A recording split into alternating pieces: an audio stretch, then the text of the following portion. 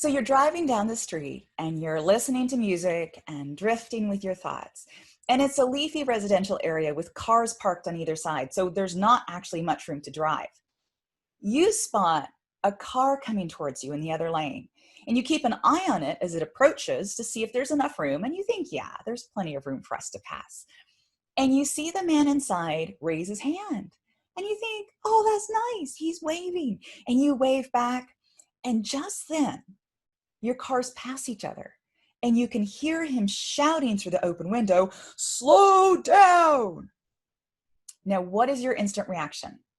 Number one, do you immediately check your speedometer to make sure you're driving the right speed? And you are.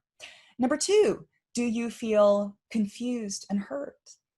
Number three, do you feel a sudden shock of shame, like you have been caught doing something wrong?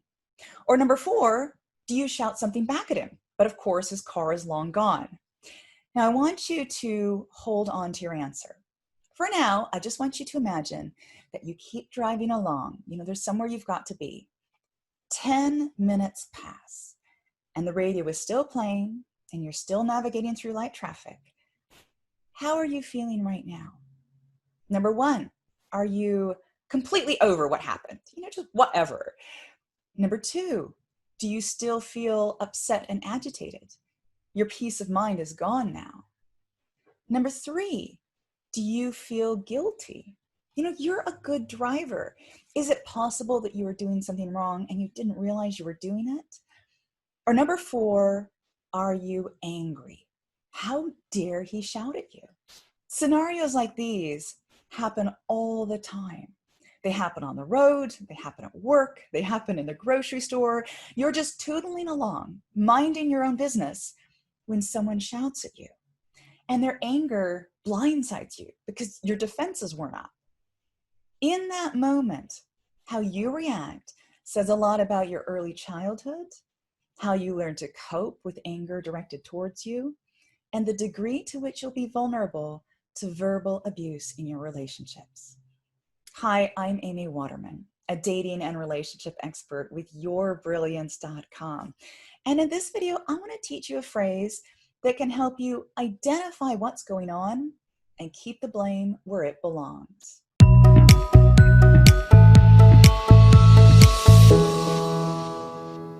Now, it is a big leap from some random stranger shouting at you on the street to your own partner shouting at you. But that instinct is the same. You're being verbally attacked and you don't have time to think it through. You just react. And if you're like many women, you immediately presume that he could have every right to shout at you. After all, you could have been doing something wrong without realizing it. The fact that he shouted at you at all fills you with guilt and shame. Only bad people get shouted at. Therefore, even if you don't think you did anything wrong, you can still feel bad. We learn these responses in childhood. Kids go through a long period of feeling like their parents get angry at them over everything, but they don't realize they're doing anything wrong. They were just pulling the legs off a spider, or pouring juice onto the carpet, or using a pen to draw their name in the coffee table. They were fully engrossed in whatever they were doing when their parents show up on the scene and they shout, "Oh no, what are you doing?" And that blast of upset and anger seems to come out of nowhere, and it flattens the child. They didn't understand the consequences of their actions.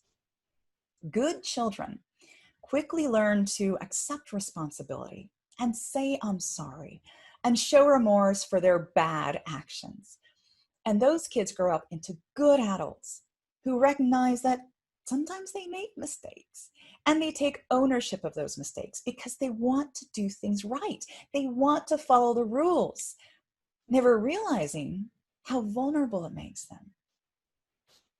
When you're a good-hearted person, you tend to believe that those around you have good hearts too. Even if their behavior is bad, you want to assume that their intentions were good, which is why you feel so confused. When someone directs a blast of unprovoked anger towards you, you weren't doing anything wrong. The other person must have made an honest mistake. Maybe that other driver really did think you were speeding, and he was just trying to keep the road safe. You want to believe that he's a good person and you're both good people. It was just a misunderstanding. Consider how that attitude might play out in a relationship. Your partner yells at you and you feel hurt and confused. Reasoning with him just makes him madder. So you go quiet, hoping your silence will help it be over quickly. He continues raging at you until his rage is spent, and then he leaves the house. You curl up on the sofa and finally allow yourself to feel what you're feeling. How could he do that to you? He loves you. Doesn't he realize that you would never do anything to hurt him? He's been under a lot of stress at work lately. He's just tired. He would never do anything like that if he weren't so stressed and exhausted. Maybe he just needed to vent, and he'll come back feeling so much better. And he'll probably even thank you for being such a good listener. And so when he comes home, you're making his favorite meal, and you greet him with a kiss. And he asks, "Aren't you mad at me?" And you say, "No, it's tough for you. I understand." And you give him a hug. He's learned a very important lesson. He's learned that you will allow him to yell at you, and you'll reward him for it by being extra nice and accommodating afterwards. Do you think you'll do it again? There's a simple way to stop the cycle. When someone shouts at you or directs a blast of unprovoked anger towards you, you say this to yourself: "That was verbal abuse." And you use those exact words. They're strong, but they're accurate. What that person just did wasn't okay. You didn't make them do it. This isn't about you. You didn't invite their rage. You weren't responsible for provoking them. You didn't deserve this. This is about them. They have learned that it's okay to verbally attack someone else. Verbally attacking other people has probably worked quite well for them in the past. But it's time for them to learn a new lesson. Verbal abuse doesn't work on you. You don't get mad. You don't even get embarrassed. You just say calmly and clearly, "Stop it." And if they don't stop, you remove yourself from the situation. You don't personally involve yourself in their emotional incontinence for one moment. For good people who have been trained to hear everyone out, that can be hard. Lundy Bancroft, author of the powerful book, Why Does He Do That?, suggests that you tell yourself, it doesn't matter if what he is saying is true or not, because either way, it's no excuse for how he's behaving. And know that you are not alone in this. Google has a bunch of suggestions for questions you might want to ask its search engine.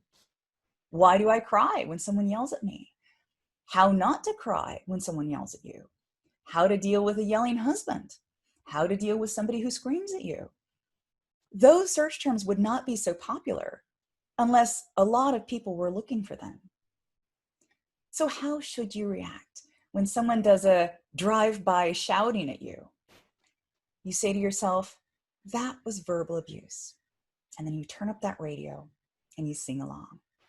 Are you still uncertain as to whether what's going on in your relationship counts as verbal abuse or not? Then make sure to check out my video on the 5 signs of a toxic relationship. See you next time.